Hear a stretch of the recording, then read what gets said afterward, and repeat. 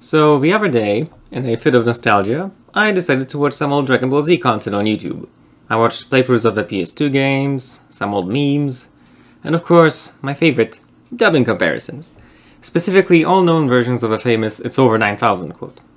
As I awaited those classic lines in my native language, that is, Polish if you didn't guess yet, I scrolled down to the comments on one of these videos and saw nothing but ridicule and contempt for the Polish version, along with some guy desperately trying to justify it. Why was there so much discord over the Polish dub to a single scene for Dragon Ball Z? I think it's best if you hear it for yourself. A teraz ile wskazuje? Ile wynosi jego siła ciosu? Grubo ponad 8000. Niemożliwe, popsuł ci się detektor. Oh boy, that was quite bad. Okay, I see a lot of people are confused about what's going on with the Polish version, so please let me explain a few things. What you are hearing is known as a lektor, or single-actor voiceover. It is when instead of hiring a proper cast, a separate actor for each character, you give a script to a singular person with a proper, neutral voice to read for all the characters, without removing the original audio track. Gdzie jest Frodo? Pozwoliłem mu odejść. Ja się na to nie zdobyłem. Single-actor voiceover is the preferred method of adapting foreign media in Poland for a couple of reasons. Firstly, it's cheap. Secondly, it allows you to hear the original voices of the characters without obstruction. It works particularly well in Polish, as it is a language just neutral and distinct enough that it isn't too grating on the ears when read over a different audio, assuming it is done by a talented lector. Nasz świat upadnie. Pogrąży się w ciemności. Most children's media in Poland has full dubbing, and might I say, we have an excellent selection of voice actors. If you want examples, just search up American cartoons with Polish dubs, or even other anime with Polish dubs.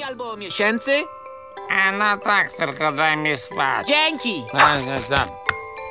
Dzięki, Skalmar! Dubbing for Dragon Ball Z is an obvious exception. In this case, the reason is of course money.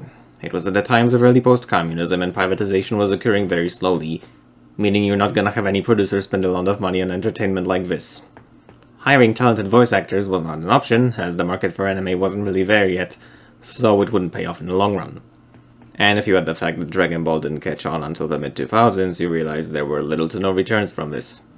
Why didn't it catch on? Surprisingly enough, not because of a voiceover that was to be expected from animated shows at the time, but rather due to an amalgamation of many smaller things, which I will discuss in a second.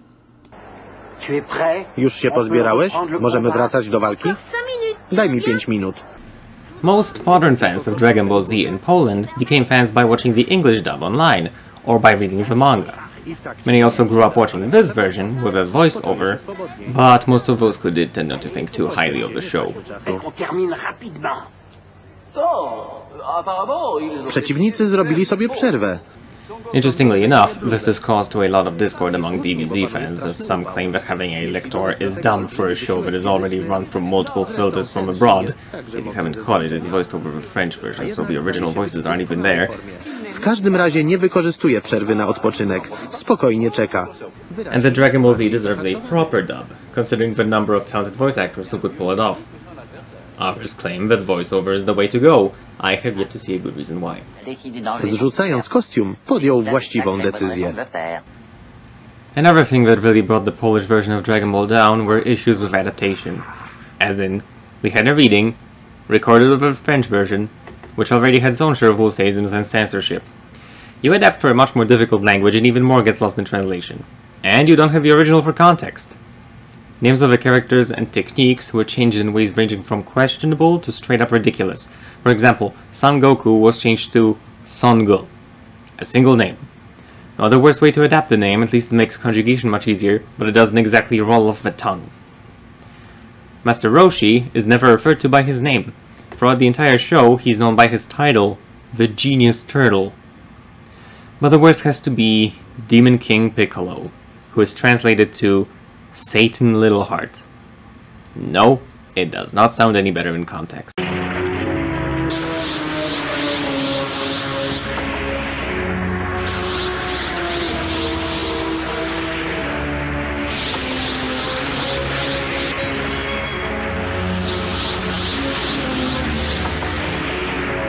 One of the less egregious changes was with cell.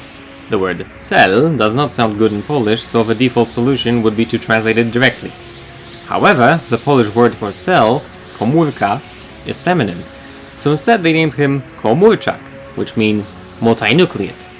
It's a masculine noun and makes sense for the character, so good job on that one. Komórczak powrócił na ziemię sam. Co się stało z młodym człowiekiem? Nigdzie go nie widać. You might want to know, many other shows at the time, including other anime, had a similar treatment. The best known examples would be Captain Tsubasa, which people watched anyway because Neanderthals love football. That's right, I call it football, not soccer. Get it right, USA! Saint Seiya, which was better known as Knights of the Zodiac, and Sailor Moon. I will talk specifically about Sailor Moon because I find it to be a particularly interesting case.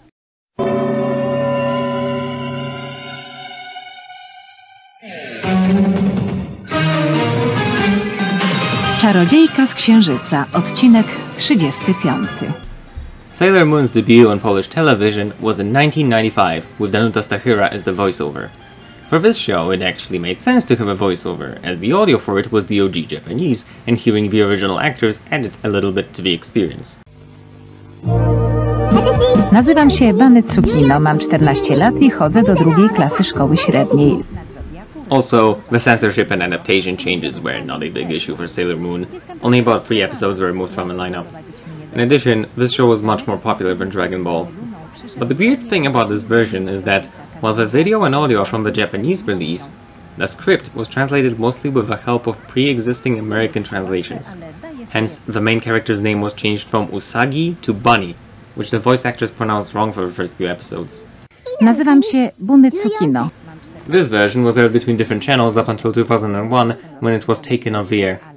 At the time, a few of the Sailor Moon feature films were also released on video and DVD, but these had either voiceover or subtitles. Wszyscy kochają łyżwiarstwo figurowe. The second emission of Sailor Moon was between 2011 and 2012, where the voiceover was provided by Stanisław Olejniczak, the same actor who provided the voice for The Bold and the Beautiful, which, for the record, is the longest-running TV show in Polish television. Now that's some bottom-of-the-iceberg Sailor Moon trivia. Move over, Sailor Moon condoms, we get some new obscure gossip on the table. This version also brought back some of the removed episodes, just with a higher age rating and a different voice actor for some reason. I don't have the footage for the deleted episodes, just trust me when I say it had a different voice actor. Chcesz ją zwabić w pułapkę i rzucasz na szale swój honor? Co to? Strona 42. Strona 42. In 2015, the feature movies were re-released by the production company Anime Eden. This company actually decided to give the show proper dubbing, and it's great. Zgadza się, Ami? To prawda. Zarejestrowałam się na egzamin pod takim pseudonimem. I want to also mention that looking for video material for this has been a bit confusing, because when you search for Sailor Moon language comparisons on YouTube, it shows comparisons with the Anime Eden dub. But if you search for Sailor Moon episodes, or for the intro, it will give you the 1995 voiceover. Not going anywhere with that, just wanted to mention it. Hej, Ami! Coś za bardzo się tym przejmujesz. Back on the topic of voiceovers, I also want to mention that more adult anime, the kind you might catch on Teletoon after 9 PM, won't be dubbed, but subtitled. After all, the weeaboos love to hear genuine Japanese for those little flavors that a translator might not be able to capture. Occasionally you will find some anime with a voiceover, maybe during a midnight showing, but from my experience, those are rarities. Gratuluję. Gratuluję. Gratuluję. Nowadays, everything animated will have full dubbing, from SpongeBob to Naruto to Ghibli films. Animation is profitable now, and localizers have realized that. Even something as obscure as Bo Bo Bo will have good dubbing on Polish television. Problem w tym, że wolę łyżki z nierdzewnej stali.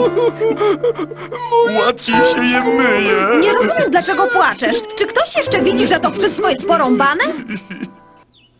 The Lecter remains an element of live-action media, and it seems that it will remain this way for a while. Przynajmniej nie napęczniejemy.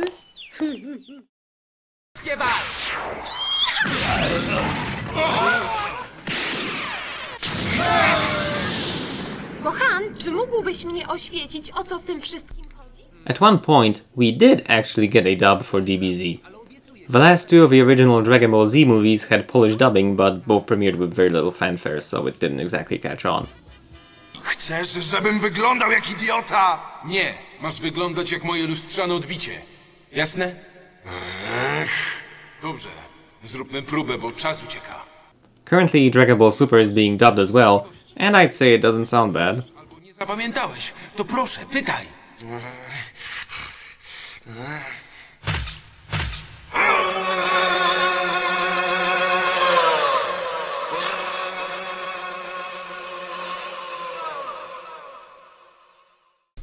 You know, I always take some pride in seeing Polish dubs in compilation videos and reading foreign comments praising Polish voice actors. It goes to show that there's an art to voice acting. An art that anyone can appreciate. But for now, single actor voiceovers seem to be the type of art that only a few can appreciate. Everyone else finds it weird or stupid or lazy, and in cases like these, I can't blame them. The early Polish localization of Dragon Ball was a stupid mistake. One that hopefully won't be repeated anytime soon. Co tam się dzieje? Co to za bluza? Nie wiem, chyba jest bardzo ciężka. If anything, might force some studios to remake the original and give it a proper dub. And if not, well, at least we still have fan dubs. Those are always fun. Okay, this concludes my summary of why Poland went about voicing all the anime the way it did. There is so much more I could talk about, like the attitude that Polish people have towards anime in general, as that plays a part in it. But I don't want to ramble on forever. If this video does well, I might make a follow-up where I expand upon the topics I didn't fully cover in this video, as well as questions you might have in the comments. But for now, I want to end where we are. Hopefully you found this video informative, and I will have all sorts of obscure trivia to bore your family to death with. Make sure to recreate the rape of Nanjing. Also make sure to physically abuse the subscribe button. That bell icon had it coming. I've been a Polino. Thank you for watching.